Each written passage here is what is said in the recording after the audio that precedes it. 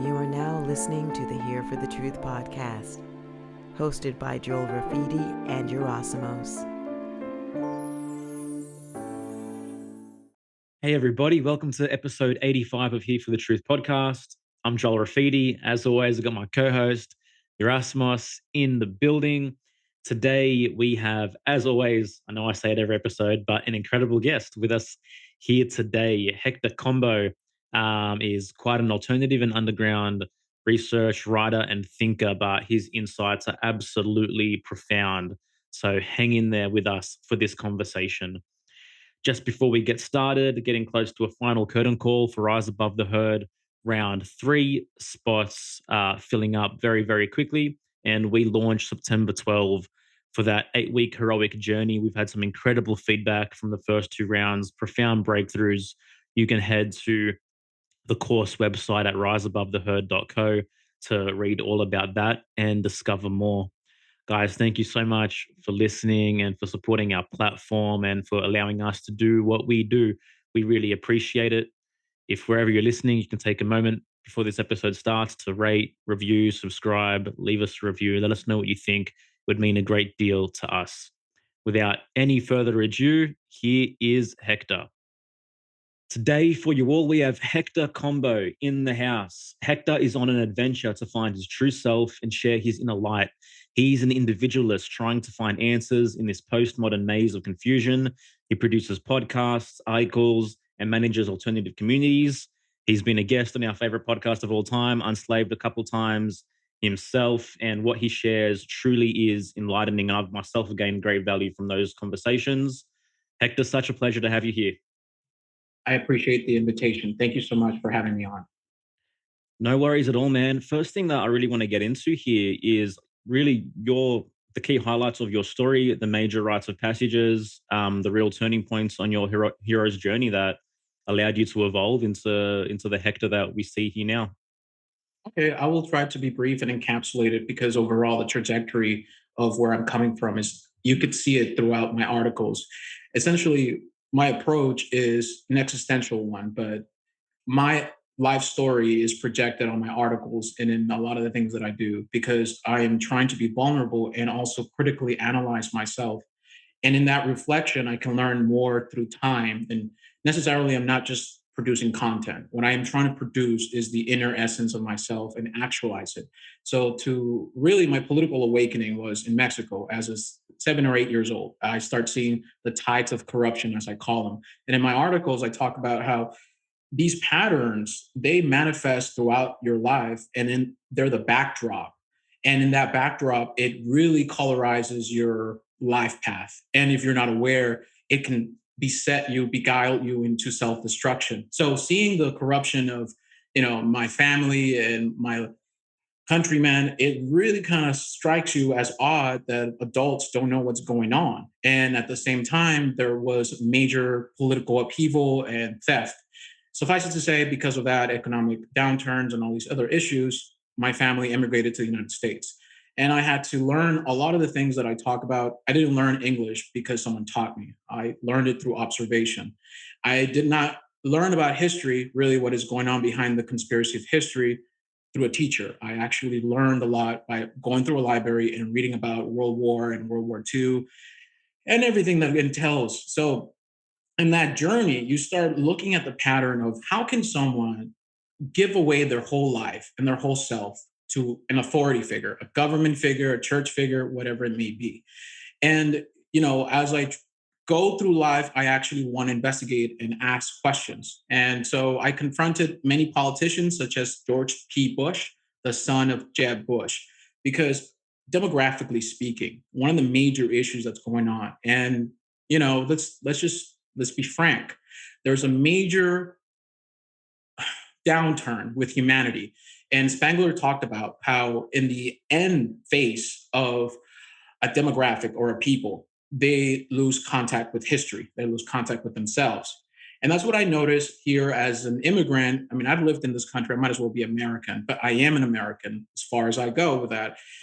And as an individualist, I cannot just color myself with all these different labels, but with context. Coming to this country, I see the same patterns. And it's awful because I really enjoyed the prosperity and I enjoyed just the cultural Western tradition. I really thoroughly enjoy it because it has given me so much more to philosophize.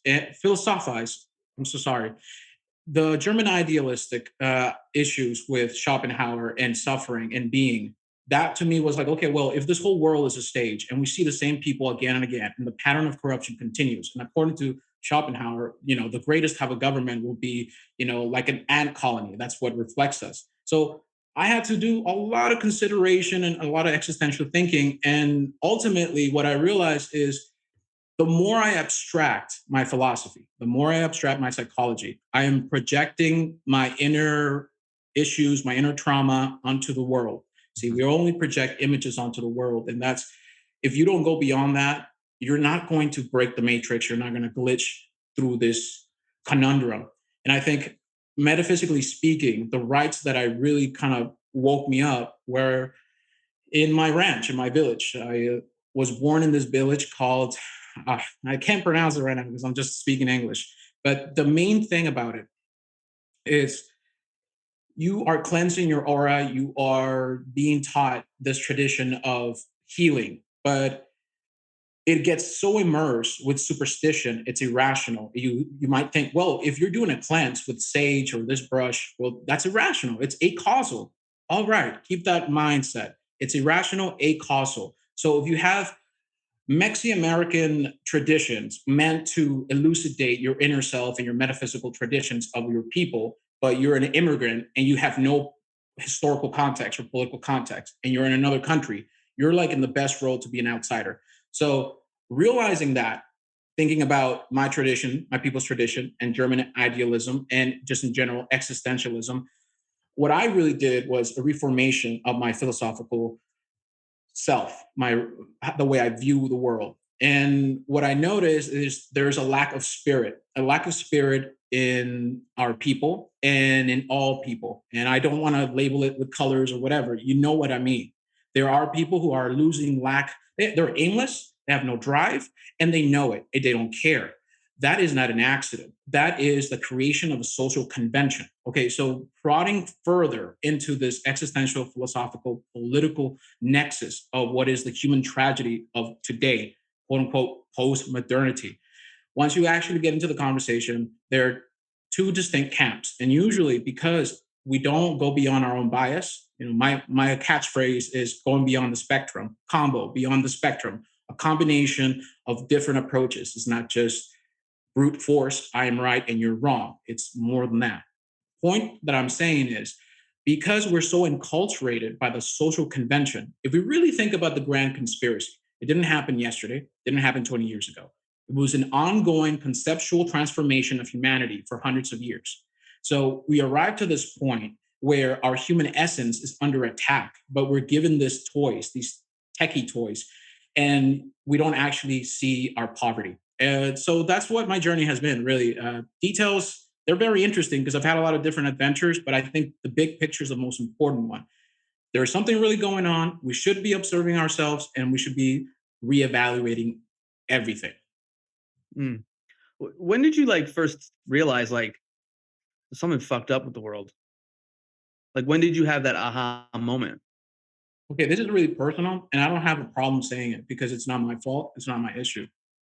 Well, one of the dirty secrets of Hispanic culture, and this needs to be said, is that there's a lot of sexual abuse, a lot of incest happening. And a lot of political thinkers have not even dared transgress this. And it's true, it happens. It has to do with a lot of issues. Well, that gave me some impetus to try to investigate. Well, why did I get sexually abused? Why did I get that treatment? What happened? Well, I started looking at the patterns of my society. Then I started looking at pornography as a weapon and how it is being used to destabilize the mind of man and turn women into objects. And it's not some politically correct thing. It's they weaponize media, they weaponize sexual images. And so they entrain people to debase themselves and seek after profane love.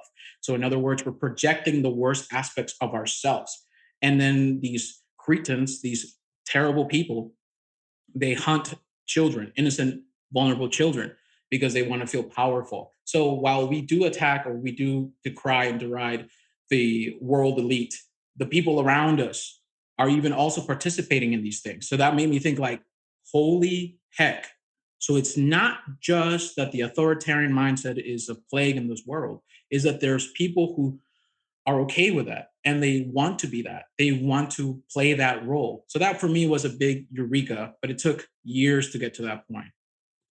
Yeah. Yeah, thanks for sharing, man. I mean, I have friends in Latin culture, and they've confided in me that that's definitely a thing as well. But like you said, it's not something that's spoken about on a greater scale. Fortunately, yes. So would you say that these powers that be, whatever we want to call them, are in a sense attempting to make the world in their image? It's a bit of a yes and no. Yeah.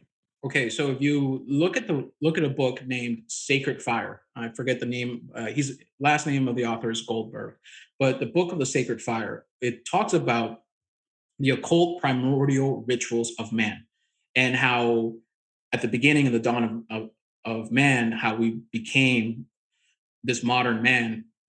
Social convention molded us, so we couldn't just outright express our physical rawness, and social convention really suppressed that. But there's this one thing about, we talk about time and the psychology of time and the philosophy of time, but even more so the cycles of time. The perennial philosophy is called that because it's the cycles of time, in reference to Manly P. Hall and his philosophy of the ages.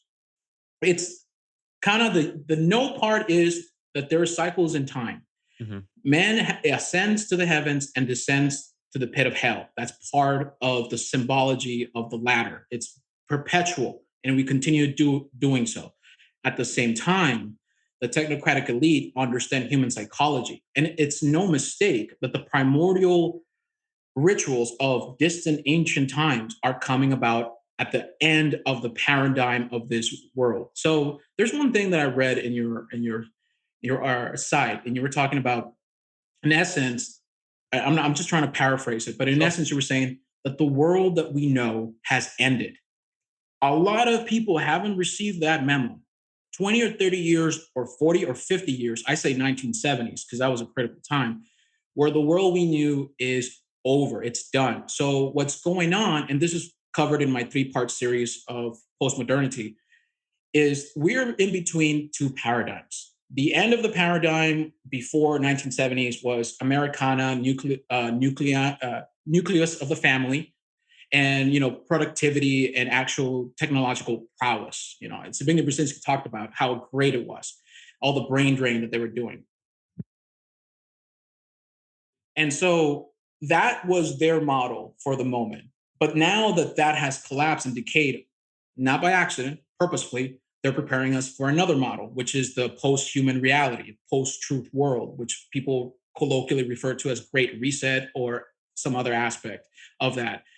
So knowing that, the unconscious mind, the actual collective organism, it's an actual organism. Once you get together with a bunch of people, you're sharing DNA, you're sharing information, it's cohesive. Well, it's realizing that its existential end is coming. So that is why people throw off all of these aspects that they say they believe in, and they LARP or role play again as ancient times. So basically, the ritual of Moloch, as depicted in the book Sacred Fire, where people go outside into the desert and they do all this revelry. Well, that is purposefully recreated in today by concerts and other socialite events where they do orgies and these other things. That's no accident. It needs to be done because it exalts the diffused passions and it prepares the vassal to enter the new paradigm. I'm pausing it here because I've laid out a lot and I want to know what you guys are thinking. Yeah, it's a lot of stuff definitely that you're getting into, man. And I definitely hear you on that front in terms of what we're seeing transpire, and especially like just the exponential increase in hedonistic and pleasure filled activities. I mean, I've spoken before on podcasts and other things we've done of just how I was impacted by pornography at a very very young age, and had my challenges with it, and have done my fair share of work to overcome it, to be in a loving marriage, and at the same time, and some of that stuff still has a hold on me. So, when I think of someone who doesn't have a solid grounding or doesn't have a personal philosophy, how easily they can be swayed by these architects of control. And we're seeing it play out right now in the world. So I just agree with what you're saying, man. So I was waiting for you to just keep going and going.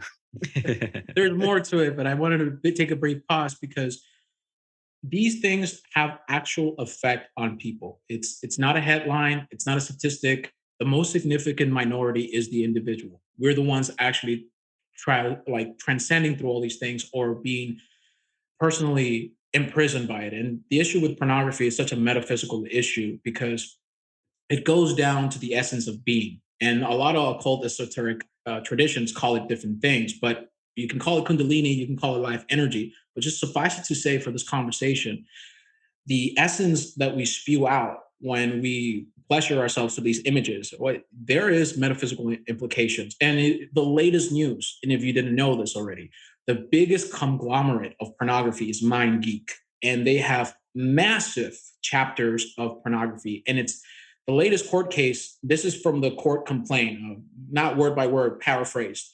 They are run like the Sopranos, like a mafia. And this is a court case that has been dovetailing from the girls do porn, which is one of the highest trends at that time, several years. Well, everybody's getting duped. Even the person doing the whatever, they're getting duped. And yeah, so that's really it. Yeah. Change human behavior for the worse. Yeah, man. So how can you explain simply for our audience, just to set the basis, what is postmodernism, what is post-humanity, what is the post-truth world? All right, so let's remove what we hear from people who call it cultural Marxism, and let's remove what we hear from the left as post-modernity. Let's just remove it Yep. completely because then we're going to enter with bias. Post-modernity, in literal terms, is beyond modernity. In essence, the myth of modernity, what it is. If you ask a man in the Renaissance, is this modernity? They will say, yes, of course, with all this great progress, this is modernity. Well, when you think about it that way, that happens to us too. It goes back to the cycles of time and philosophy of time, where we're thinking we're at the precipice of development, progressivism, or whatever they might call it, and that we call modernity. But what we have arrived to a point where technological advancement has enhanced our lives, but in fact, the contradiction is while it has enhanced or and made living more comfortable, it creates an entrainment of your mind and it diffuses your passions. It essentially overrides your humanity. So that's what post-modernity is, where or post-human truth world, where we're creating a whole society that is not centered or catered towards humanity anymore. The major meter of reality and values will be the clockwork computer, which goes back to a lot of the mumbo jumbo that a lot of these futurists, which they call themselves like, their dialectic is a will to power. They're essentially saying, well, all these useless eaters, they really don't know. The metaphysical aspect of it is the world is in constant flux. And nothing can be understood if you ask the Marxists. Well, then you have the other ones where a reaction to the Marxists who still use the conventionality of will to power, or what would you call it, material dialecticism. Material dialecticism actually informs both the left and the right, politically and philosophically. That's why they're always fighting on each other, but they're not actually pointing behind the backdrop.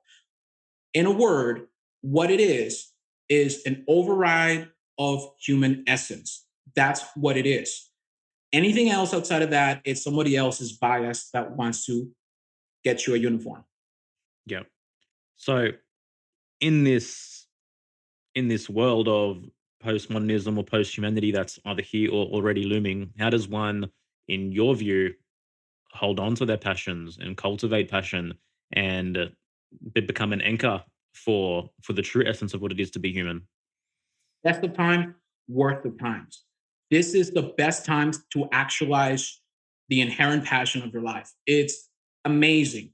But we're actually, my latest article series is covering this. And so I'm just trying to pace myself. There's a new war because what we're talking about is something very deep that most take for granted. And I'm going to go colorize that narrative and tell you what I mean. But historically speaking, we need to learn from the past. This is nothing new. Henry Kissinger took over politics really, really early in the 1970s, and that affected a lot of things. And if you look at how cultivated or how controlled the Cultural Revolution was and its connection to military intelligence and all these other connections, well, you know that these things are intended to attract you and contain you and then push you to the side of irrelevance. So that's what happened to a lot of the liberal activists and the progressives at that time. They got dejected, they never did any political effective. So if you're in this situation where you are facing a digital realm or the cyber domain, because all of our lives is in the digital format. This is the fourth industrial revolution, information age. So if you are actually going to actualize, you need to come to terms with the implications of the medium. So in other words, if you are participating in the virtual casino gulag, as some people call it, Facebook, Twitter, YouTube, all these other digital platforms, it is necessary to know that by the implication of these mediums, it is exploiting your psychology because it needs to. And the new type of war that is unfolding as we speak, and this is part of the major thing that Joe Biden has done, but it's not even Joe Biden. He's a zombie, he's a puppet. But it comes all the back from Cass Sunstein, Barack Obama, and even further than that. The point of it is, well, all the censorship from COVID 1984, you saw it real time. They were completely censoring things in real time, but that was not the real effect. The real effect was that people actually adapted and were conditioned in real time. And now they're going to have they really are saying it publicly. They were doing it silently. An army of keyboard warriors or social justice warriors, not just your typical person. No, just they will pay you to infiltrate, or they call it consensus cracking. This is information destabilization. That's what Cass Sunstein talked about. How do we take over these conspiracy-minded individuals who, I don't know, want freedom for themselves and want to have informed consent and actually live their life as they choose? How do we get rid of these people? Oh, okay. We become these people. We take over the narrative. We divide them. We totally make them look like fools and clowns. So this is what we have. Either you become awake, politically aware. What's the first thing you do? Okay, you get into the YouTube videos and you look at, or BitChute, Odyssey, or whatever, and you pick your favorite personality. You might say, this person, that other person, he fits me. So when you look at it, the digital realm is a reflection of your psychology. And if you're not aware of your own psychology, you've already lost the battle. That's what I'm trying to say. They've organized all these militarized networks. That's what the internet is, a militarized network. And everything that operates there is a matter of fact way to condition you. And you can navigate, you can transcend all those things. But the first thing you got to do is check yourself, deconstruct your psychology, and take it for what it is. I think that would be a good strategy. Yeah, for sure, man. Dude, I agree with you 100%, man. And the challenge of life, of navigating reality, is becoming more complex, and hence is also, in my view, the importance of developing our own individuality, of knowing ourselves, as the great oracle of Delphi might echo. Can you speak on the importance of developing authentic selfhood in navigating these challenges? You don't have it, you won't be able to enjoy life. Whatever you do, you'll lose. If you don't have an authentic self, every endeavor that you touch will go by the wayside. So it's absolutely important before you start any endeavor, you understand yourself. Yeah. What have been some of the ways for you, like on your individuation process, like that has served you? You know, teachers, you know, experiences, etc. So I definitely can. I rest on the shoulders of people like Michael Desarian or Jordan Maxwell. You know, thankfully I was able to talk to him before his passing onto a better world. But generally, you know, a teacher can only do so much. You're going to have to do the work, and this is a major thing: doing the homework. And the one thing I learned is you really have to meditate in silence, silence above all else. We try to betray ourselves with words. There's an idolatry towards words because we want to express what we're feeling. We want to express to the world who we are. But the real self, the essence of being, is not communicated through words. We're limited by language. So the inner work, you actually have to feel. And that's one thing I gotta tell guys. Like really be cool and not disrespectful. Feeling is the key to unlocking your key. Talk to any professional martial artist or any of them and ask him, what is the key to your success? If he's a learned, wise man, he will tell you, feel from within, because that's the key to a lot of ancient martial arts, and that's the key to just being yourself. It's feeling, and really, we kind of take for granted the simple solutions. Yeah. And when you look at it from the other side, um, there's so much projection which causes an individual to be unwilling to feel their own inauthenticity, unwilling to feel all their shame because of the rampant hedonism, because of how much they've partaken in, I guess, the cyber orgy, so to speak. And so as we continue down this timeline, it seems there's going to become more and more dissonance between someone's willingness to feel and actually move through all the bullshit to come back to what is, I guess, true to themselves. No, you know what? It's an awful thing too, because you could see it in your friends, and you do not have to break people's programming by. Okay, I'm going to say this. Yep. Reality is not an appeal to reason. I know it sounds, what I'm saying is irrational. It sounds irrational. But if you read Carl Gustav Jung and his take on synchronicity, you will understand that what I am saying is metaphysically profound. It's not an appeal to reason necessarily. When we think about how to conduct ourselves, we usually see our surroundings as a way for us to penetrate and project our essence or being, our image onto others. And the reason when people don't want to actually feel is no one actually taught them how to do that, and they don't see others doing it. Why would they want to do it? They have all these material goodies that supplant that passion. But more than ever, people are like really thirsty and really hungry for authenticity. And I think the best way to do it, to actually break people's programming, is not to try to convince them of the latest conspiracy or whatever. Yeah. Be yourself and really embrace your essence. People wake up really quick. It's like that trope in They Live. You ever walk into a store or whatever and you're full of confidence and you're like happy, like everything is dark around you and stuff, not by accident, of course. And then all of a sudden you're walking and you're happy, and then you could feel the energy of people looking at you. Yeah. We got one that can see. We got one that can see. And once you learn that, to tap into that and you navigate that, and then you make contact with people, boom, everything else kind of like snaps into the point. So the present moment is so important.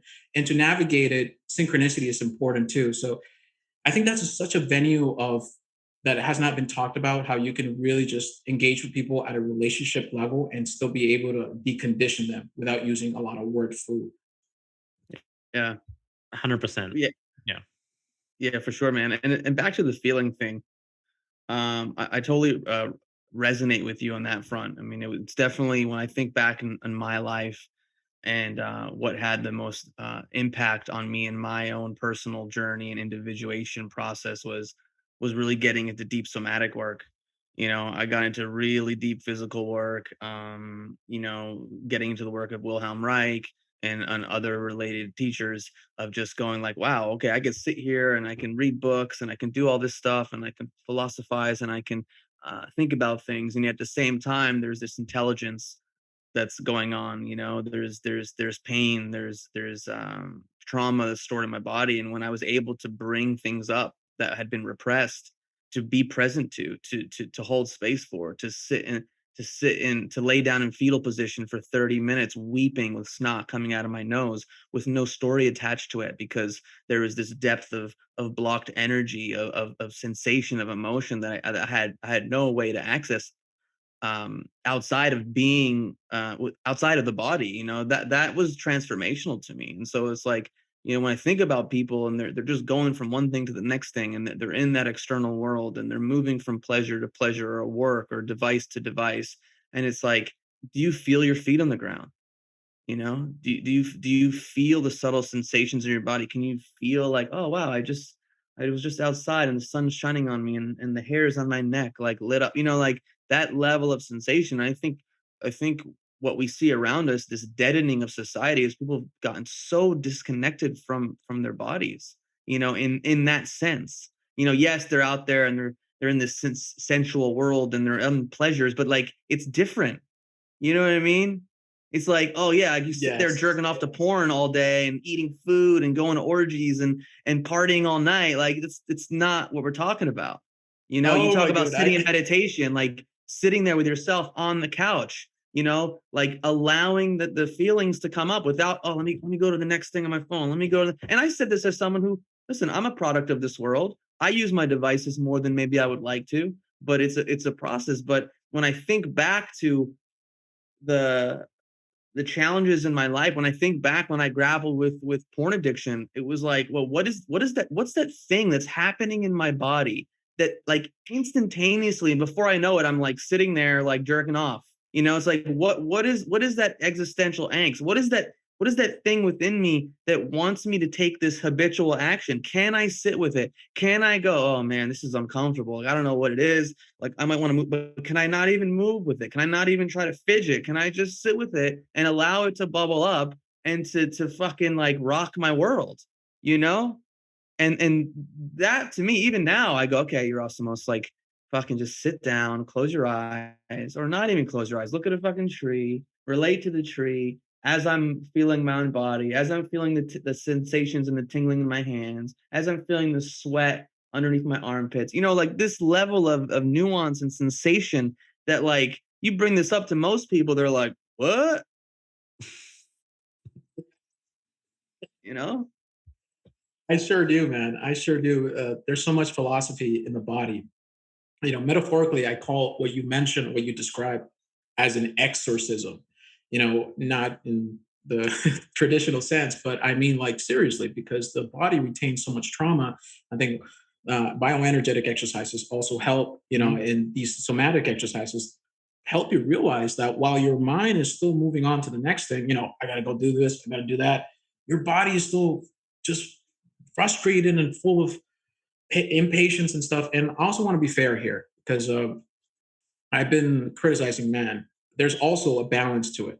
This idea of where you know that the social convention is it's based on matriarchy, and while we're thinking that we're servicing women and we're like offering them our vitality and like conquering these great sexual escapades, we're actually the fool. Or you know, this idea that this love is so ridiculous because the love that is compounded to be love today is actually frigid, profane love, the very base level of love.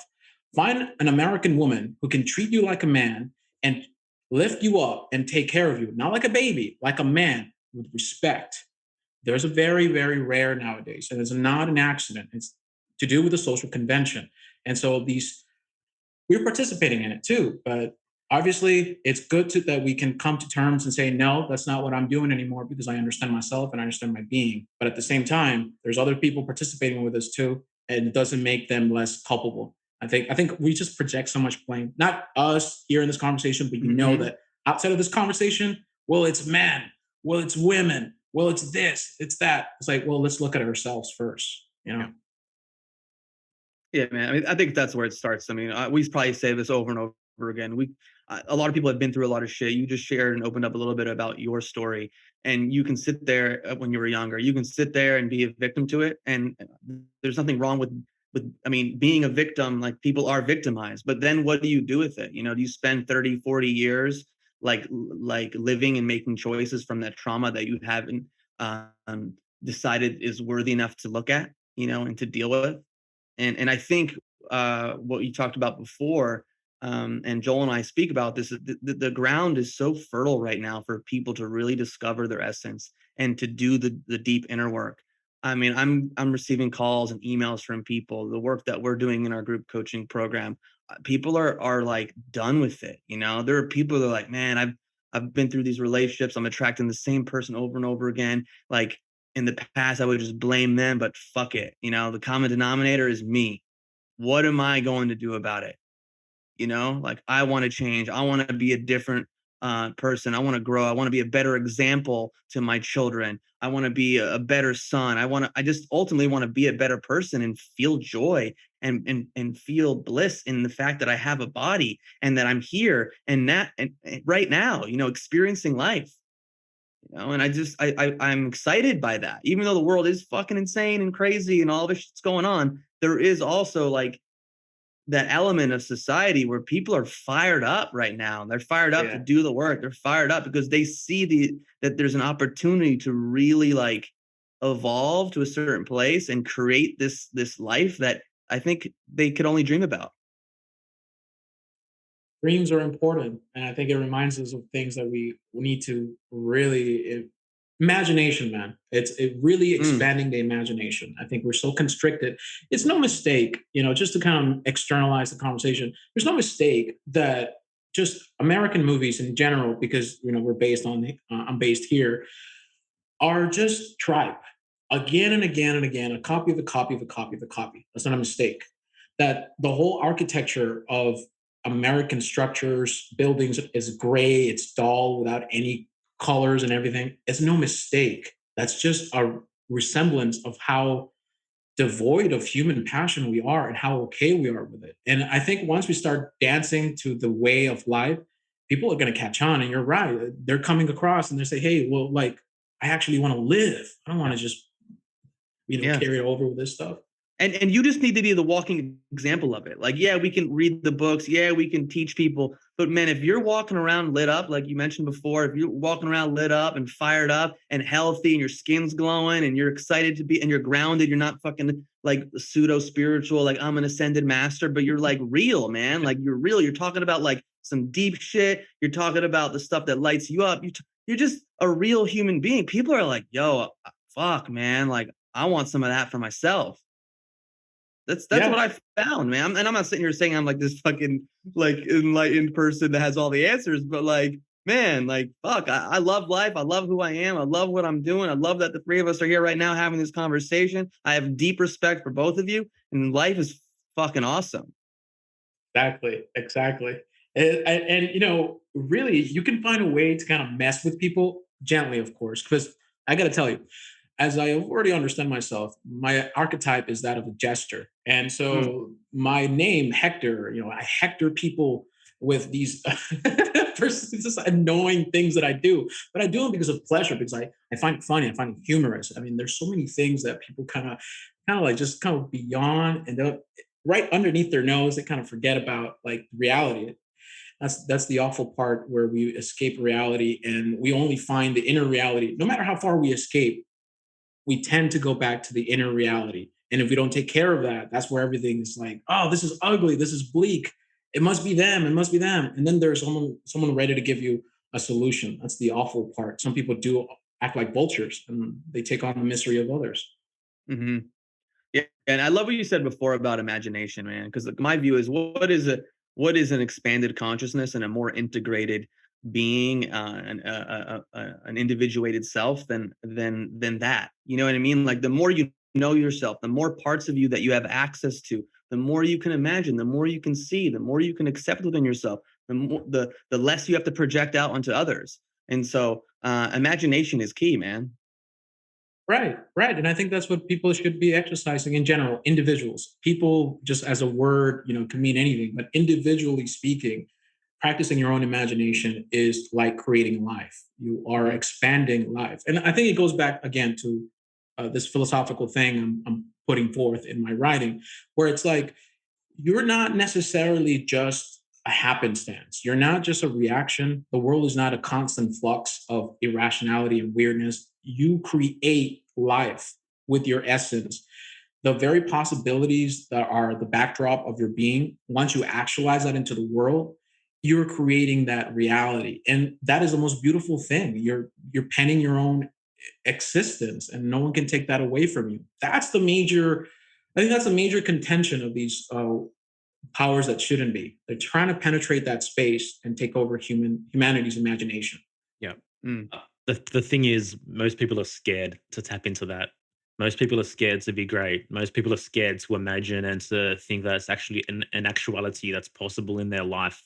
Most people are scared to work on themselves, to build themselves up, to succeed, to win, even because of obviously the huge conditioning and programming that we're up against. And for me, that's where the real reclamation of the individual comes in, is in your capacity to act upon what you're willing to imagine as well, and to actualize that. Right. And I'm going to give you a counterpoint, maybe. Yep. As a synthesis, perhaps it can elucidate other points. Action is good, but here's the other Tao, one thing we should consider. Inaction is also as good. So remember, as individuals, we are the side guys. We're moving it forward. We are embracing our life. Now, for those who are inactive and passive and in the background, they're observing things. Yeah. They're, even though they might not be focused on it, remember, our body retains that information. Our body retains these experiences. And so the more inaction that they are brewing, it's gonna come to a point where they click and act. And that is the most beautiful thing, that where I don't actually lament a lot of the things that people talk about, meaning gloom and doom, everything's going to end. I actually don't think it's that way whatsoever. Yeah. I think we're at a precipice in which humanity, by its own essence, just dude, this is natural. This happens so many times. And they're trying to preemptively, the technocratic elite, super class, they're trying to preempt our reaction. That's why they're trying to model our behavior so that they can be a step ahead and be like, no, no, no, that alleyway is closed for you. But there are so many ways to approach this, and it doesn't require brute force. For me personally, my approach, why I focus on it a lot is, while I've had all these conversations with people, I'm not necessarily trying to be on the forefront, because my idea of what it should be is human engagement on a one-to-one basis is so important, and people's biases and perception can be deconstructed within a couple of engagements. I'll tell you this in a funny joke, in a funny way. Well, say, like I tell someone, okay, I'm a shaman. Well, where are your crystals? Where's your tattoos? Where are your gauge piercings? Where are they? You don't have the uniform. I cannot trust you. And so that's the funny part. I specifically present myself as a nobody, as a fly on the wall, because I want to see what people's perception are. Once you understand that, then you can be the jester in their court. And then you can show them their hypocrisy, their criticism in a gentle, playful way, without having to attack or hurt them. But this is just my journey. I'm just saying that's my approach. And that's the beautiful thing, is that we all have unique parts. We all have unique roles to play. We all have unique archetypes, unique ways of being. And the moment that we stop projecting that there's one person that we need to follow who has all the answers, who's set the tone for us to attempt to reach on some level, we begin to reclaim the essence of who we are as individuals, and the fact that that's that individual essence which we're here to tap into. There, and we feel that within ourselves, these different archetypes, these different roles that we're here to play. But are we able to sit with them? Are we able to embody them? Yeah. And personally, I'm more likely to be drawn to someone who doesn't look like a spiritual person, who doesn't look like a shaman, who isn't wearing all the jewelry and the things and saying the stuff and doing the posts and the and using the new flavor of the month word, you know what I'm saying? Like I'd be like, "Oh, Hector, cool, man. You're wearing a t-shirt, you're chilling. Like let's get deep. Let's have a conversation." Like that's what I care about. Personally, again, this is me. Someone else, they might, like, "Oh, you're wearing an orange robe. Cool. I shall kneel down before you. Give me the meaning and the answer to life." Inshallah. Yeah, I won't eat for 2 weeks, and then once I actually do eat, and then maybe I'll get the meaning of life. You know what I mean? Like I'm not into that. Like I wear a fucking backwards army hat every freaking podcast interview, People can judge me, people can think I have something important to offer. Okay, great. But I don't need to try to look like deep or spiritual, like I have knowledge. Like, what does that mean? Like, if I look up smart and intelligent in the dictionary, will there be a picture of someone who's wearing a feather on their head or, mala beads? Like, come on. I would say this as a proviso. If you are in a battlefield, and I say generally speaking as a metaphor, because this is never ending war. If you are in the battlefield, I do wear the uniform, and I wear the uniform to distract and deceive and to say, "Oh, hey, I am one of you. Yes, I wear the uniform." Okay. And then boom. Yeah, man. The reason I tell you that is because I do gonzo journalism. So sometimes I will cover a sports event or I will cover a political event. And the best way that I was able to engage with politicians is to use the political rhetoric. I was like, "Oh, I'm so glad you're here, sir. I'm so glad you're here gracing us with your opinion." And then one or two questions into it, boom, I slap them with, "Hey, so what about the Bush founding the crime family and Nazis and all this stuff? What's going on with that?" Dude, if you watch that video, even though it's kind of like low quality from like 10 years ago, that was the major takeaway for me. If I can just show the hypocrisy of a politician within 2 or 3 questions, I love it. Yeah, but Play the that's game. but for me that's an expanded consciousness. That's understanding you have many different aspects of yourself, and the more you have access to, the more potential you have for success in different situations. So for you in that situation, like, well, let me put on the part of me that's, wear the suit and tie and speak a certain way just to get in. Like I think that's more beneficial in my opinion. That's I don't know if right. that may, like, I just feel like if you're just like so pigeonholed and you sound the same, you walk the same, you talk the same, you wear the same clothes 24/7, like I don't know, I just feel like there's less opportunity for you to have a certain impact, You're right. I agree with you, man. I think you're right. you know. I Cool. know you're right. I don't think. I know you're right, man. I know you're right. I know I'm right too, damn it. Hey, let's start a movement of how we're right and correct. Yeah. Dude, Well, that's the awful part, though. It's what, yeah. go ahead. No worries, man. I just love, man. It's obvious hearing you talk, man. The level of research, the intention that you have behind everything you've gotten into throughout your life, and you speak eloquently. So I'm just curious, man. Like who are some of I know you mentioned Michael and Jordan Maxwell, but who are some like great masters of the past, authors that have had a huge impact on you, Okay, so or maybe great books that you might want to talk about? definitely the greatest teaching of all ages. To me, that was just a dictionary. Finding out Nietzsche was also a pivotal philosopher for me. Uh, I had formal philosophy training to some extent in college, but most of the work that I did was looking into further than just the basic curriculum. So Nietzsche was a great thinker for me. Schopenhauer actually opened up a lot of things for me. Mine is the misanthropy, which is it could be a crutch, and the Tao. I also studied the Tao, and that was great as well. But really, it's weird, man. But I gotta tell you, when I was a young kid, 12 years old, one of my favorite things to do was open up the laptop and listen to Michael Tessarian for hours. Dude, it's not weird at all, man. Like this little, like I told someone the other day, I was like, they were like, well, who's had the greatest impact on your life? And I'd have to say he has, man, just because of the things that he has, the information he's brought forward, the information he has synthesized, all this stuff. I mean, my wife and I did a road trip from Switzerland to Rome, and it was a 25-hour drive, and all we did was listen to Unslaved episodes, you know?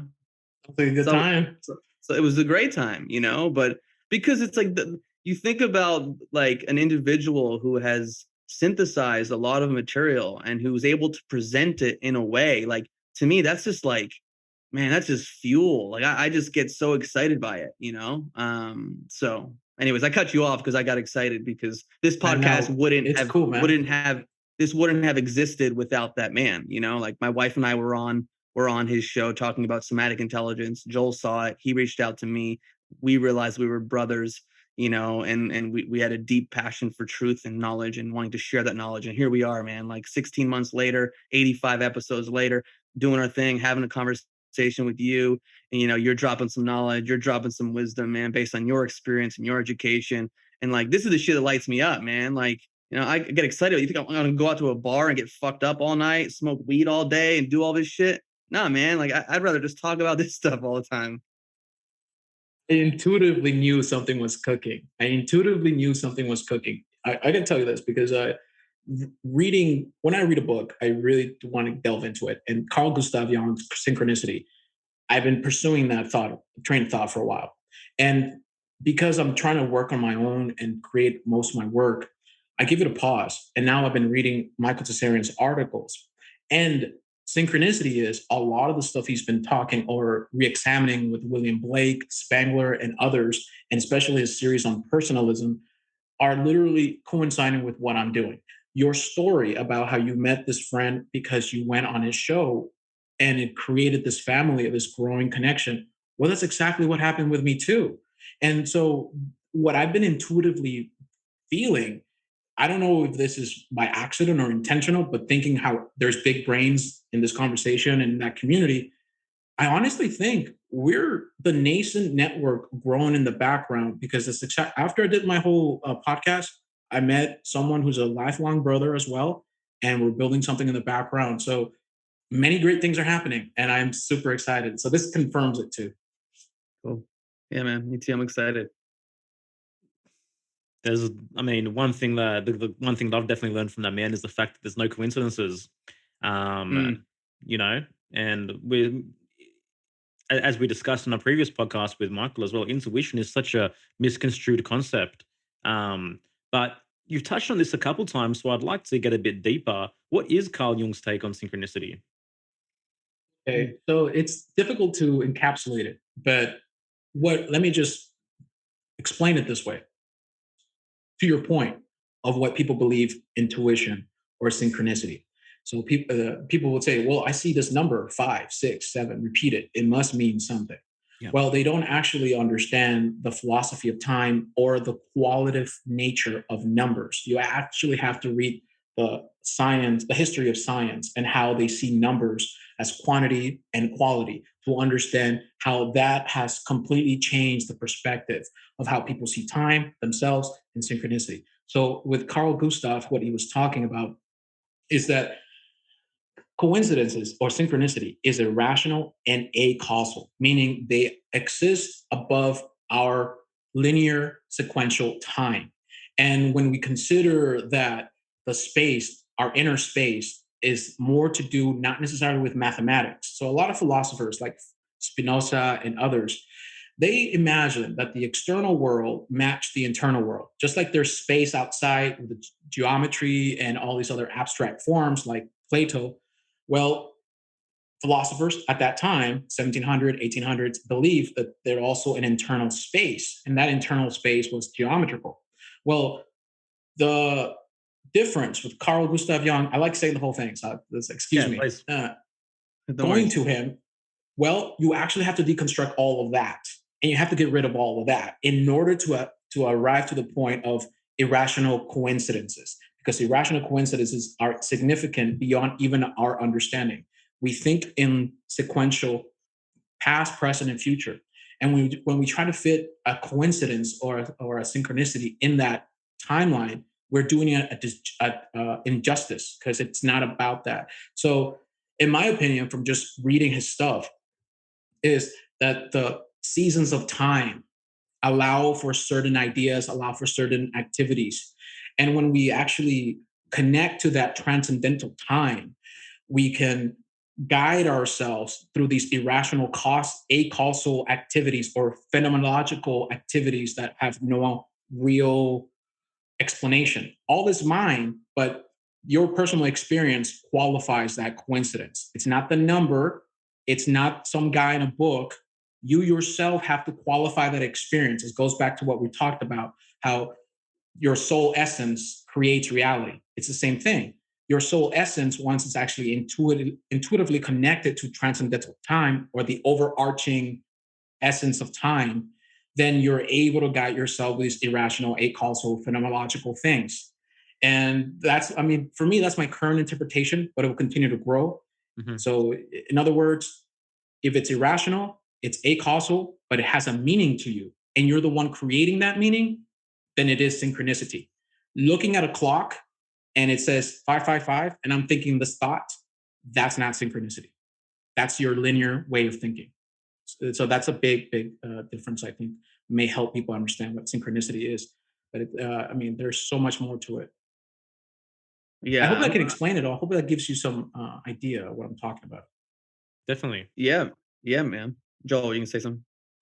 Well, I mean, synchronicity is definitely a reality to me. And this transcending time that you're referencing to, what I've found true for myself is that the more in touch with myself that I am, the more am able to honor my organic impulses, recognize my projections. Synchronicity seems to be a much more pertinent reality for me than when I'm not.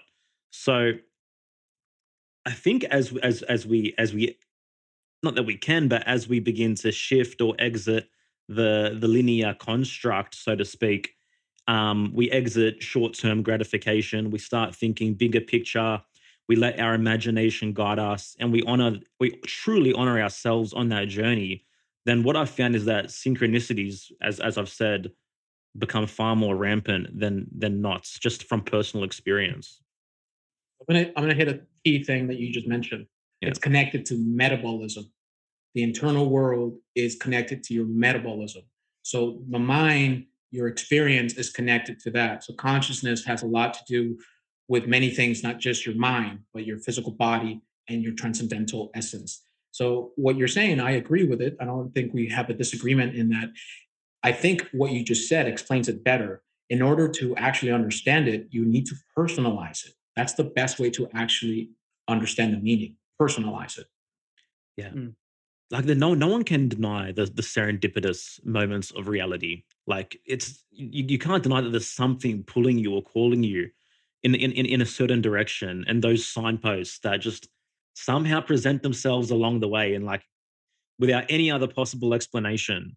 Like that's just, Yeah. you're right. It's irrational, but it's a reality. Yeah. Well, even you had mentioned on I think it was on the Unslaved podcast that I don't know how old you were. You were a young person. You were a young man. I think you're on a bus and you looked over and there was a copy of the Fountainhead. You know, like what of all the books that could be next to you on the bus, there's a Exactly. 1,000-page book written by someone who I think is the most misaligned human in the philosophical world. But you could talk more about that.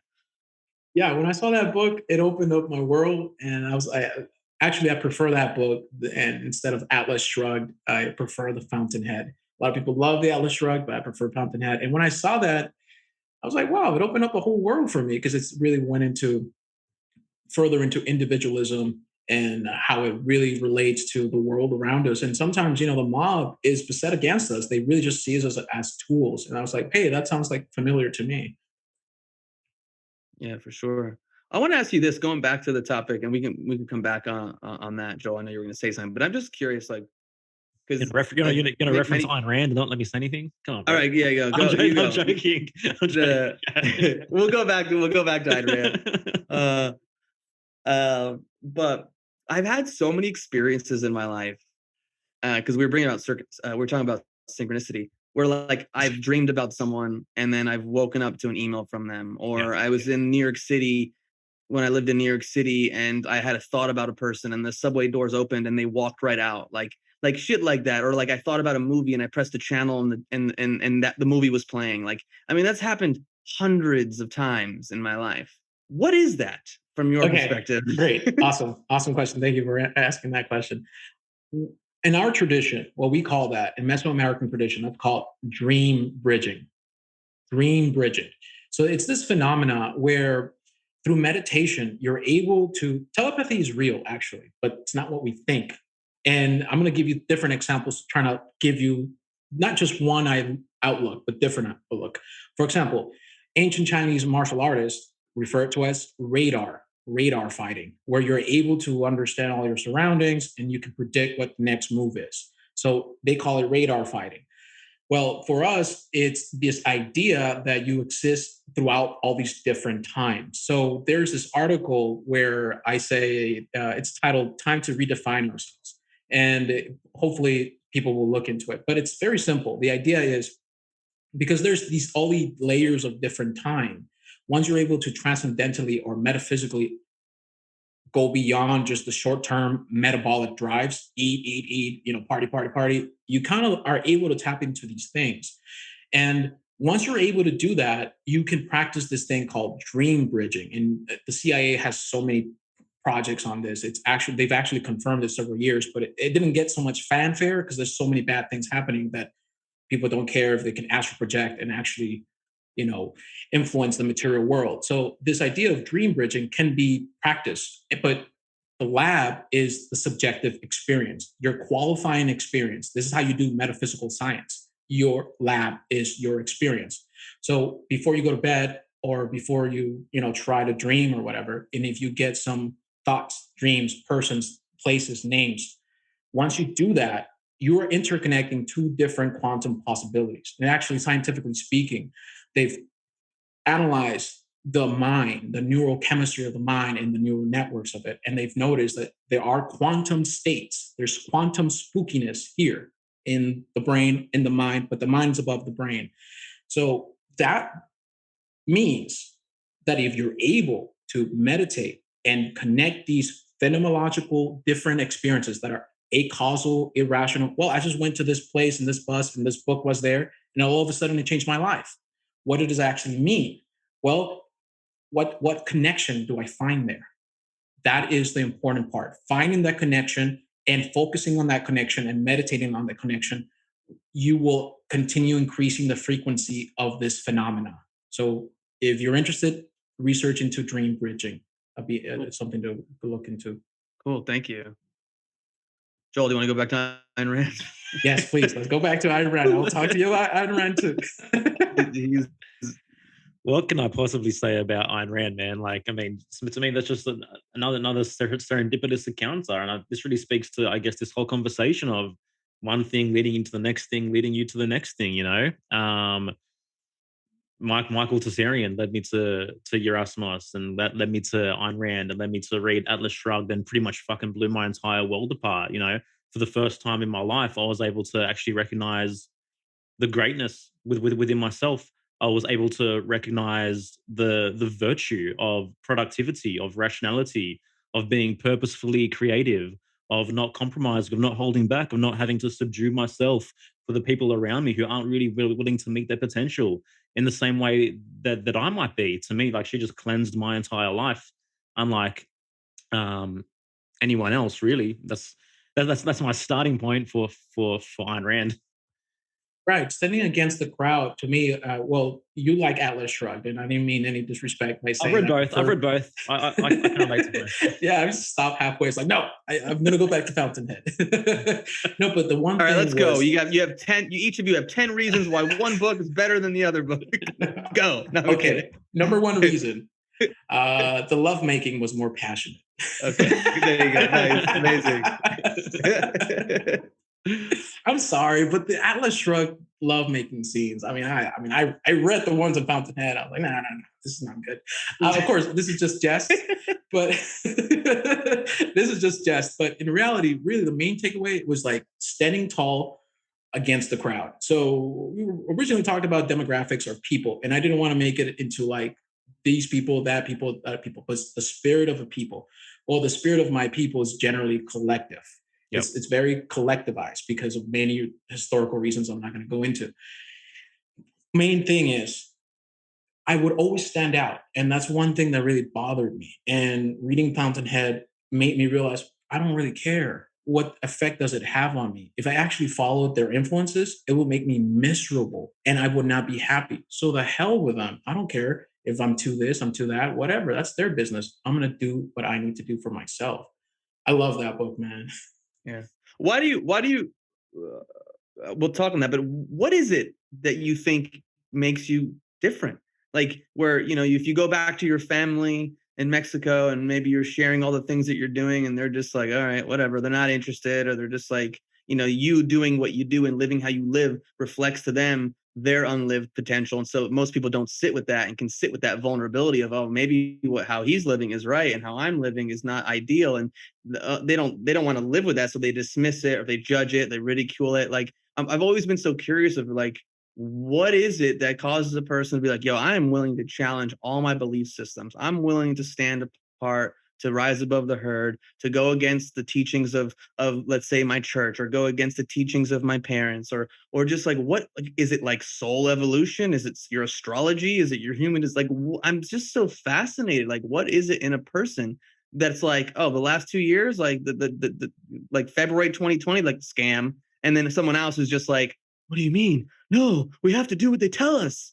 Like, I'm just fascinated by that.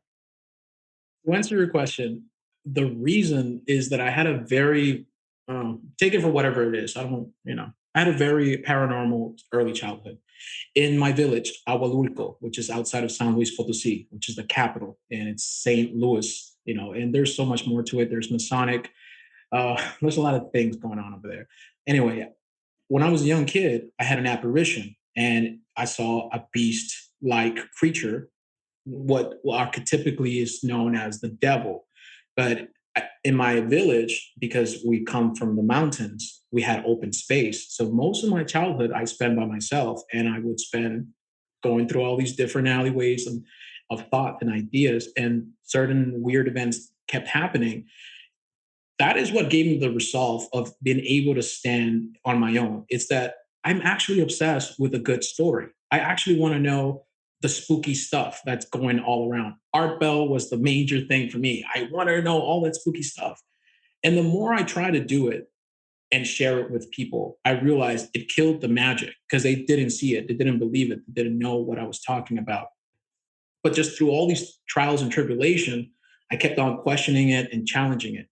One of the reasons I'm so, I guess you could call it Randian, or I'm more into Sterner, but in general, like, I really resent the idea that this is not my own creation, that I'm not making the choice, that I'm the one making this path. Because throughout all of this stuff, and especially reporting in the COVID 1984, that's what I call it, the COVID 1984, I was among the first, and I'm sure a lot of people are, writing articles, debunking the whole thing. I mean, all the stuff that I wrote about 2 years ago. I have this annoying thing I do. I look into the mainstream articles and I say, look, confirmed. And I go through all that just so people are aware. Look, I don't care if a gaggle of people support me or don't. I'm going to tell you what I think and what I really have researched. And that has given me much more resolve than anything else, because what I realized, it's a matter of time. And that's how it is now. It's a matter of time. And now people are really tuning in, you know?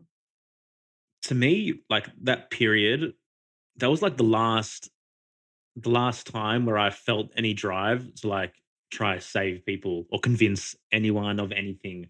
It was during that where I think for a lot of people as well, not just me, I realized there's no point. Like this is hurting me and this is hurting you. It's like I see what I see, and this is my opportunity to remove all the dependence, all the entanglements that I have with me needing to either project myself or the way I see the world onto you, and just go on and live my life according to my values, according to my virtues, according to my desires. And when you're ready, sure, maybe my path will be a signpost for you, maybe not. It doesn't matter. It's time to do my thing. I understand that frustration. I understand that frustration because this is why I try to encapsulate it where it's not an appeal to reason, even if it's like their survival is at stake. Because I Yeah. thoroughly tried to debunk the national, the state, and the local news stories, because I also managed communities in different areas. Like I used to manage the Laredo Freethinkers, and even people who were participating in that also were kind of captivated by the COVID 1984. It was a great reset of ideas because the whole nexus of, or political zeitgeist of people waking up or being able to make that soft jump. It's easy to make a soft jump or just say, oh, okay, well, everybody's talking about it. I mean, Joe Rogan's talking about it. So it's okay for me to Yeah. accept it nowadays. That momentum was completely reset. So yeah, I completely understand where you're coming from. Yeah. Hmm. What are we going to call this episode, bro? Pornography, synchronicity, and Ayn Rand? Mad vibes with three locals. Yeah, dude. Locals, man, for sure.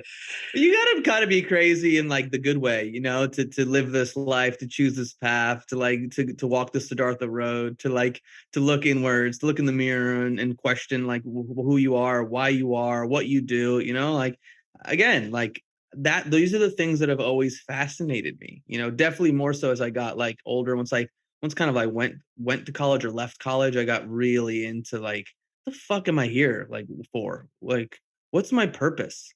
Like what are my interests? I grew up first generation Greek American.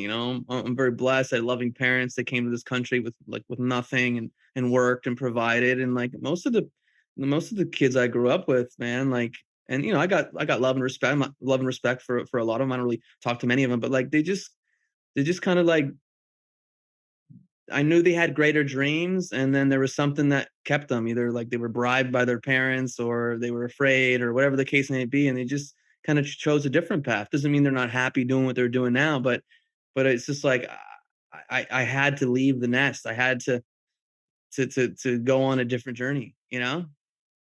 It's like a, Like it's a refusal to compromise. There's just something in the individual that finds themselves here. It's like prevents them from completely mm, capitulating the truth and the feeling and the essence of who they are, like we've spoken about many mm, times. I mean, I was raised as a fucking Jehovah's Witness to find myself here. Like that's some of the deepest programming and conditioning that anyone can start life in, so to speak. But there's just something where it's like yeah, rejecting the shit that doesn't fit, and eventually, I guess, you move through the debris and you actually have your own motivations reinforced to you. And through that process and through getting results and through feeling contentment and through discovering inner riches and discovering inner truths, you build self esteem. And then all of a sudden, the, the momentum shifts. And it's like, hang on, what if I'm right? And what if for the first time I'm able to be okay in me being right and be okay in actually being like, okay, no, you guys are wrong. I don't need to take all that on board anymore. yeah, Right. That's right. That's the second step. The first step is knowing ourselves and being grounded in reality. yes, Second step is calling a spade a spade. Yeah. That's the major problem that I see myself in the past, and I'm claiming responsibility. The one thing in my life that I think to this day has prevented me from manifesting fully is not calling a spade, because I want this, I want that, but I don't want them to know that I want this, because if they know, I'm not going to want it. They're not going to give it to me. And it's like this will to power thing where we're not actually listening or engaging with life. We're just trying to bend others' wills and, shape them to accommodate our desires. And it's a will to meaning. Once you get the will to meaning, that's when life really opens up its doors. And I think happens with everybody else too. They start recognizing, no, this guy's right. This guy's solid. He's a leader, and that's people yeah. follow that. Yeah, there's just something again. There's just something in an individual's essence, you know. Again, I'm a student of some divination arts and more esoteric sciences that can shine a light on maybe your purpose in life, and I found that that's brought me some insights into why I'm different or who I am. But like I don't know, I just was so interesting to think about. Like I was raised a people pleaser, and even though I was a people pleaser, there was still that part of me that was like, I still want to do what I want to do, but I was a people pleaser in other areas of my life. But when it came down to ultimately like, all right, turning that page, that chapter's over. What's the next chapter? Like, oh, that doesn't work for me. You know what? I'm leaving this job and I'm going to just take my savings and travel around the world. Oh, that's not where like it was just, again, this is where intuition comes in, where there's some connection to that wisdom within you where you're just like, this is what's right for me and I'm going to do it. Like other people may think I'm crazy, but that's Yeah. okay. Like it lights you up for a fucking reason. Like it's not an accident. That thing that you're passionate about, that thing that really excites you. Like, what if that's not just some kind of fucking unconscious program? What if you don't have to be in an antagonistic relationship with your passions? What if you can just fucking feel that fully and let that guide you? Let that be a guiding force in your life. Maybe it means something. It's Yeah. everything that you've asked for. Yeah. And life will ultimately reflect back to you whether or not the choice was maybe ideal for you. Because Yeah. again, this is where it's interesting when you talk about intuition. People are like, I'm following my intuition. It's like, no, you're not. You're a highly traumatized, unhealed person, and you're making decisions from that place. You know, um,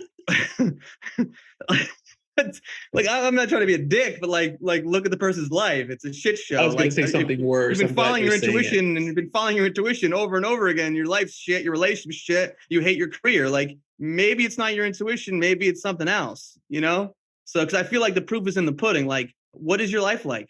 How do you feel about yourself? How are your relationships? Are you doing work that inspires you? Like that should shine a light on whether or not like you're honoring some inner code or you're like just lost. That doesn't mean like part of your journey is not like I felt lost at certain points in my life, but that was part of it. You know what I mean? But I just feel like there's got to be some gauge or Is subjective, objective gate. What? is reality reinforcing your intuition, right? Or not? Yeah. Right. That's the best way to connect. Well, that's why I'm kind of presupposing the synchronicity will be the best way to guide your intuition. Because when I mentioned the new war, and this is a bit of a complicated thing, so I'm gonna try to keep it simplified.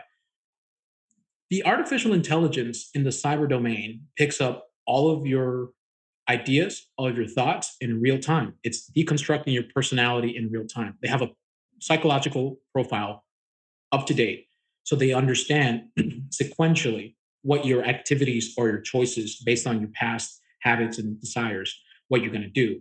So there are lines of information fed to you from the artificial intelligence that is not really intelligent. It's just simulating intelligence. And it guides people to believe, well, this is synchronicity. I see 555. This is synchronicity. Well, it's a little bit of very sophisticated, nuanced thing because the cyber domain is real, but it's also controlled and manipulated by the power that shouldn't be. So when we're entrained with our focus, meaning in our inauthentic self, we are projecting our focus onto these networks. Well, it's leading us astray. The more we detach ourselves and divorce ourselves from that reality and take it for what it is and intuitively guide ourselves with synchronicity, that is when we start connecting with reality. That's when reality is affirming what we're doing. But we have to step outside of our own bias. I hope that makes sense because that's the major point that's going on here, man. Like, do an experiment because we all have all these smart devices. Start thinking out loud. One item, one thing, one activity. Do not communicate it to anyone. Do it for an hour, do it for 2 hours. And then revisit your feed, revisit all of these algorithms that you engage yourself with, and see what the result is. That is the new war. Yeah. Non-linear, asymmetrical warfare against human agency, basically overriding existential essence through technotronic means. I hope that elucidates what I'm trying to talk. Yeah, it does. You don't even need to. This is what blows my mind. I don't know if my internet's a little unstable You're right fine. now. You're fine. Oh, you don't even need to talk it out loud. What blows my mind is I think something and I haven't even said it to anyone or looked it up online and I see something on my news feed. You know, that's what's trippy. How? Right. I don't know. Dude, it's even worse, man. And I'm not It's the only one even- that said this. I've had other friends tell me the same thing. Yeah, no, Dude, I've had the same experience. Dude, this is even worse. And a lot of us are not talking about it. Actually, what you're saying is just the very first step. What they really are doing in real time. I am a media fanatic, dude. I've been like plugged into it. They're tokenizing these life paths. Literally, they're conditioning you to embrace materialistic life paths. Like you're thinking yourself original thoughts, quote unquote, but they're being peppered inside of your mindset and your perception is being entrained. And then they were going to delineate certain life paths and they're going to tokenize your essence. Oh, hey, you're suffering from depression? Check this multi-billion-dollar industry of of fitness. Yeah. And they sell you this product, this technology, which is going to help you become better. Meditation, better physical prowess, better reading, better all this other stuff. So they're going to create all these tools, which they already have. All the education is actually being override by technology as we speak.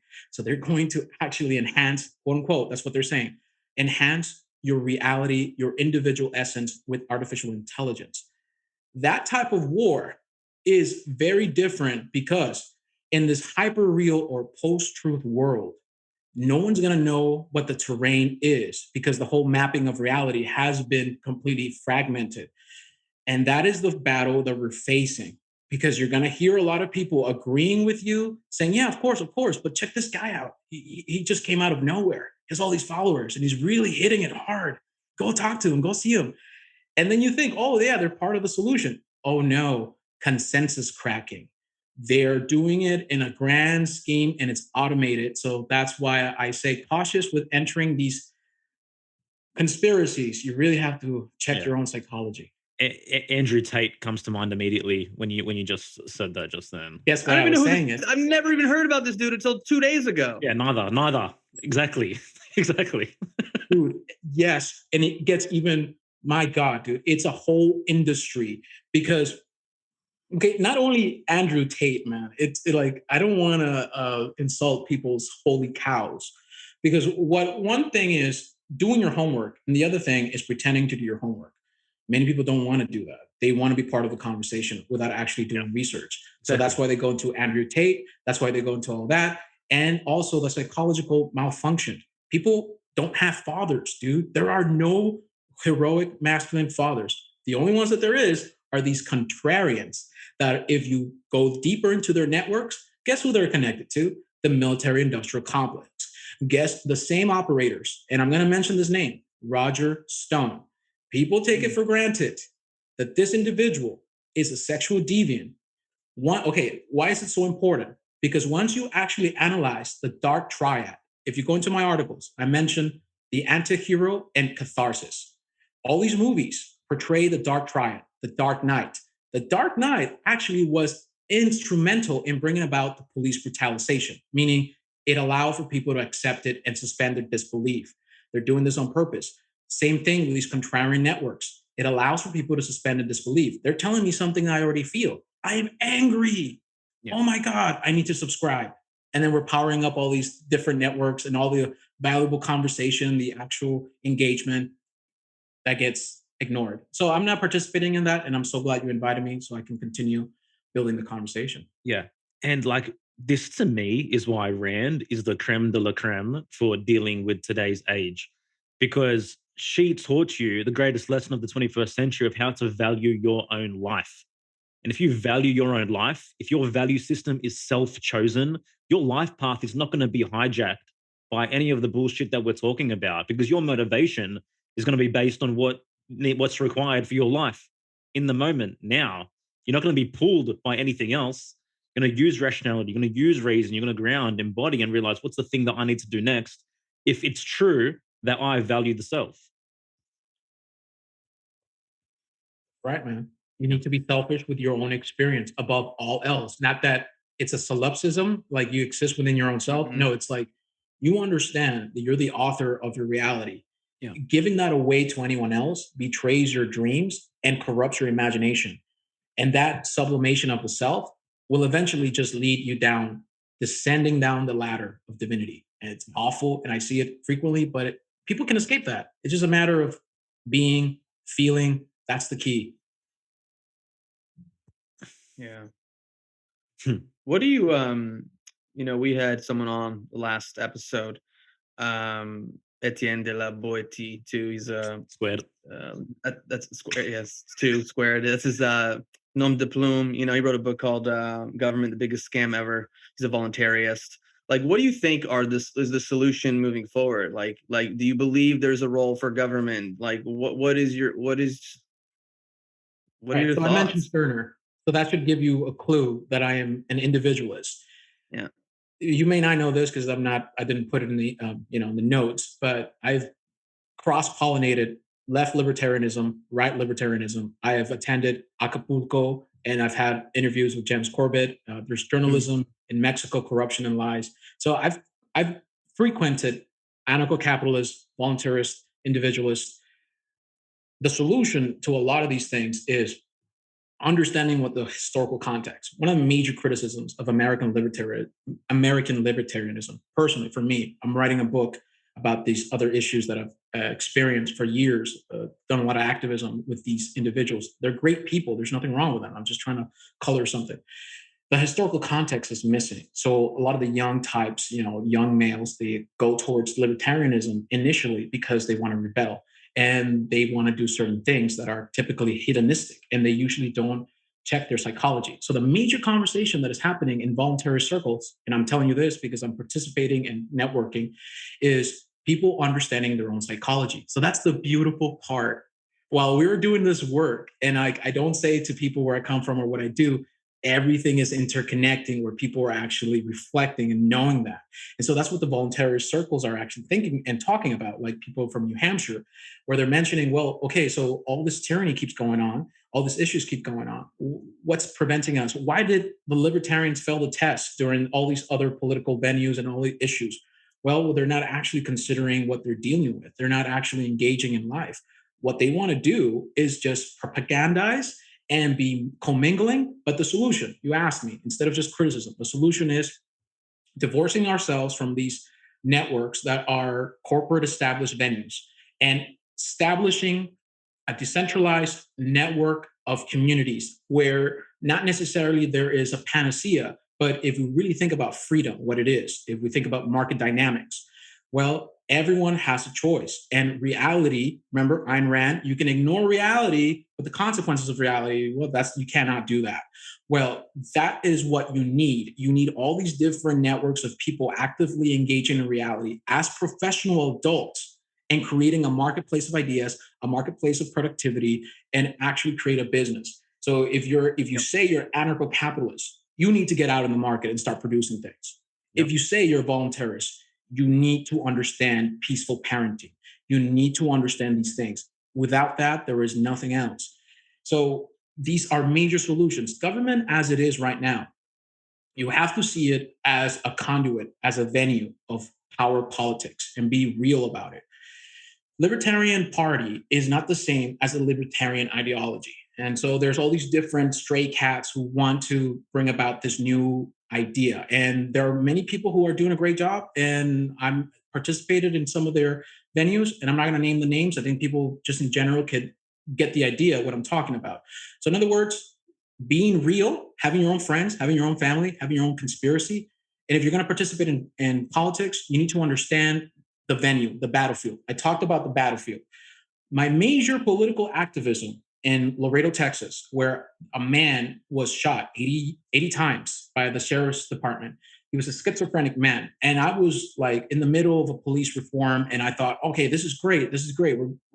I don't believe in politics, but this is local politics. And I am influencing it and I can do it.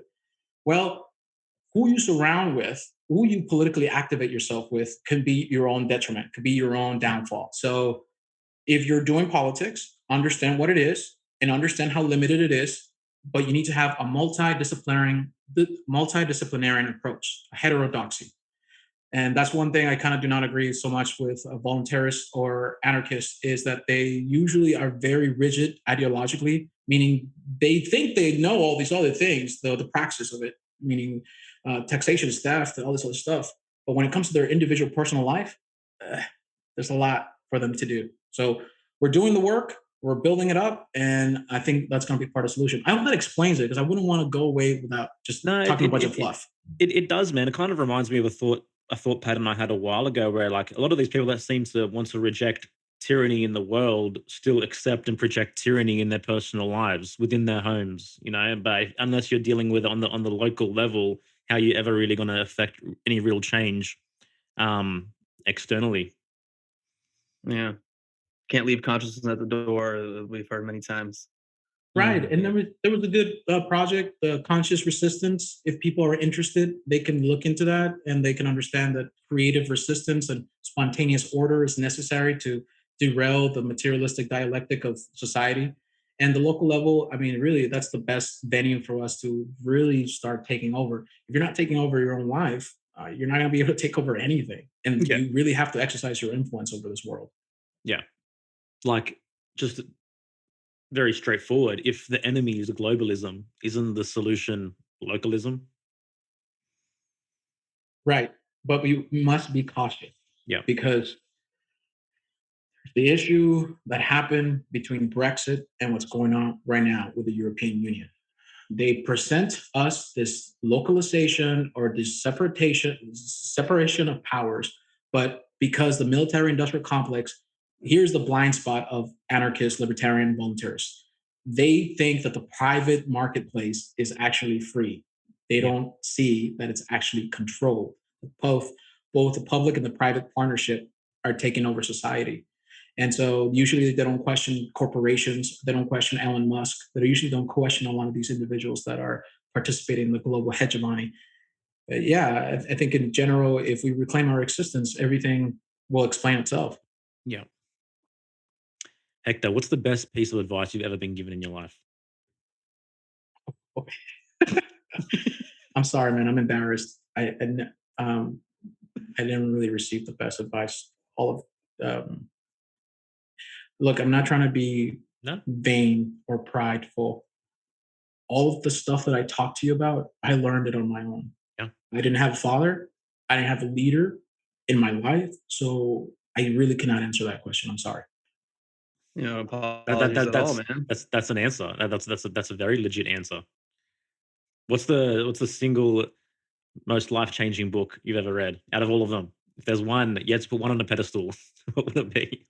Okay, the genealogy of morals, because it taught me to really deconstruct the biographical significance of philosophers. So when I was reading the introduction to the genealogy of Oh, morals, what was it? really What was the name of it? Genealogy of Morals? genealogy of morals by Nietzsche. Got it. And that book attempts to really do is to showcase that while we project philosophy, we talk philosophy, Yeah. really what we're just projecting our own biographical significance. It's an autobiographical story. And so that was a great book for me to understand because it made me realize philosophers also can be vain. Philosophers can be fallacious and they usually have a will to power and they'll tell you what they want to believe, but their own personal life might be different. Like Karl Marx, he's revered as this great person, but if you met him in real life, this guy's a bum. This guy's a bum. He's just like broken marriages, children everywhere, and like being supported by Engels and asking for money for the rent. Like, this is the great leader? I don't think so. Yeah. What a degenerate he was. Yeah. Hector, man, honestly, such a pleasure to connect. Thank you so much for this conversation, Thank you. bro. I really appreciate it. Is there anything that you'd like to leave our audience with? If you want to be my friend, please email me. I know it sounds odd.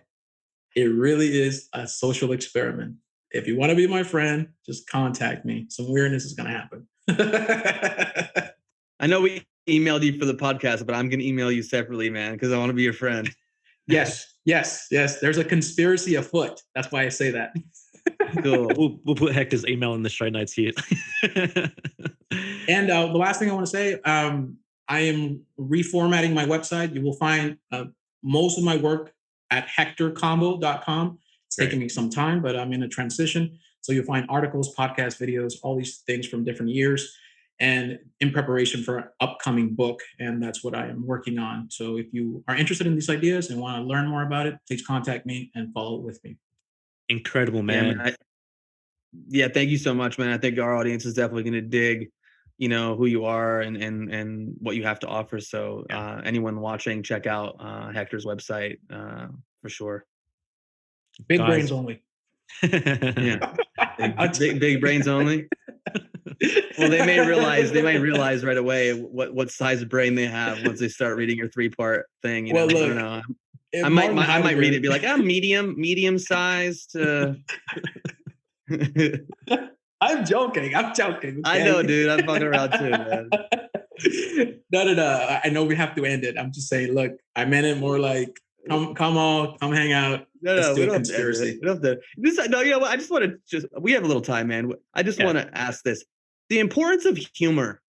In all this deep shit and philosophy and fucking shadow work and personal growth and conspiracy, like fucking people need to chill and laugh too, man. A lot of That's I don't know. You talked about the jester before. I'm definitely a jokester, like I'm ruled by Gemini. I'm by Mercury. Like I'm a little bit of a trickster. And I just think, man, with all the stuff happening in the world, with the stuff that we've been through as individuals, like if you can't just like laugh at yourself sometimes and laugh at situations, like, man, life's going to be rough. Right. And that's a critical venue for conspiracy. I'm just going to say the last thing because you mentioned it. That's actually the latest, biggest trend. So if you're looking to really be ahead of the game, get into comedy. Don't explain your philosophy. Don't be a fool. Make yourself a fool and teach people through your foolishness. That's going to give you popularity and that's going to get you a major following. People are ready for that. So that's what's happening in Texas right now. There's a lot of comedic venues happening. Since a lot of people are moving there, that's the main venue right now. So, well, I don't know if you. Yeah, no. I think I need to start making jokes more, man. I don't know. We'll see what happens. I think that's the main reason people are even attracted to this podcast because Yerasimos just talks shit 24/7. Yeah. Well, there's got to be the balance too sometimes, and I think like I like talking shit, like making fun of things or myself, or and just bringing a little bit lightness to it, because it can be heavy, man. It's necessary, dude. It's so necessary. Guys, we'll leave that with you. Thank you so much for listening. Appreciate you guys. Please rate, review, subscribe wherever you're listening. Hector, much love, man. Take care, everyone. Smoking mirrors, I'm seeing through the illusion. Waking up in a time, they think you're in a delusion. Somebody set the alarms, cause they be too busy snoozing. I'm in a DeLorean. Fast forward in evolution to a place where we can share our confusions. Yeah, 450 BC, I'm sharing tea with